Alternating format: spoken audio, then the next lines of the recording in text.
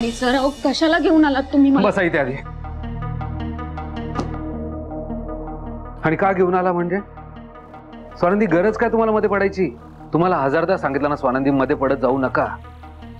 त्यांच्या भांडणात आपण कधीही मध्ये पडायचं नाही. ते भांडतात, एक होतात, दोषी आपण ठरतो. आणि सर मग काय करायचं होतं? जे काही घडत होतं ते बघून गप्प बसायचं होतं का? मग बसा. तुमच्यावर अन्याय होताना संचिता बसते ना गप्प, मग तुम्ही पण बसा. मणी कशाला भांडताय? काय झालंय? आई, आत्ता हॉलमध्ये शालिनी मॅडम संचिताला घराबाहेर हाकलत होत्या. त्या मध्ये पडल्या. शालिनी मॅडम थांबा. मान्य आहे संचिता चुकली, पण याचा अर्थ असा होत नाही ना की तुम्ही सुजित सरांचं दुसरं लग्न लावून द्याल. मी तुम्हाला हे नाही करू देणार. आता तू सांग आई, यांना गरज होती का मध्ये बोलायची?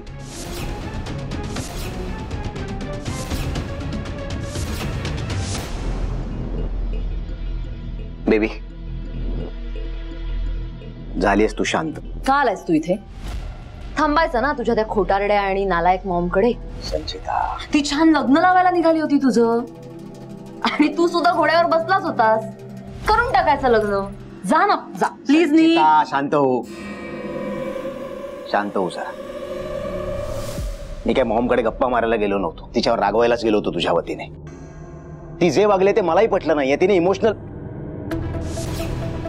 संचिता, मी मान्य करतोय तू 100% बरोबर आहेस आणि मॉम 100% चुकलीये. सुजित, तू हे कितीही मान्य केलंस ना तरी तुझ्या मॉमने वेळेपणा केलेला आहे.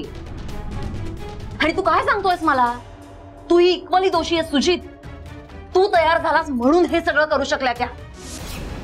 नटून थटून बसला होतास खाली. त्यामुळे मला ना प्लीज समजावू नकोस ना तू. तुला आणि तुझ्या मॉमला मी चांगलीच ओळखून.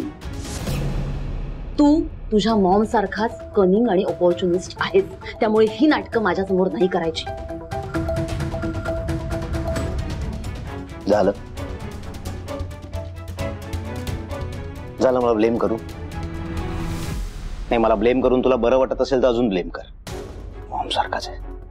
मॉमने मला इमोशनल ब्लॅकमेल केलं होतं. त्या पाहुण्यांसमोर तिचा अपमान होऊ नये म्हणून, आणि फक्त म्हणून मी खाली जाऊन बसलो होतो.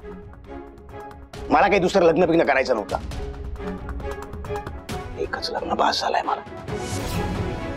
तू शांतपणे विचार कर ना. हे सगळं कोणामुळे होतंय? मॉममुळे? माझ्यामुळे नाही. हे सगळं होतंय त्या स्वानंदीमुळे.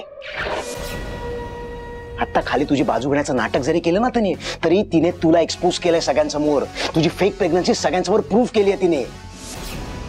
हे जर तिने केलं नसतं तर आता मॉम तुला पॅम्पर करत असती, तुझे लाड करत असती, खाण्यापिण्याचे लाड पुरवत असती. हे कळत नाहीये का तुला? हे पटत नाहीये बेबी. या सगळ्यात मेन कल्प्रिट जर कोणी असेल तर ती स्वानंदी आहे, मॉम किंवा मी नाहीये.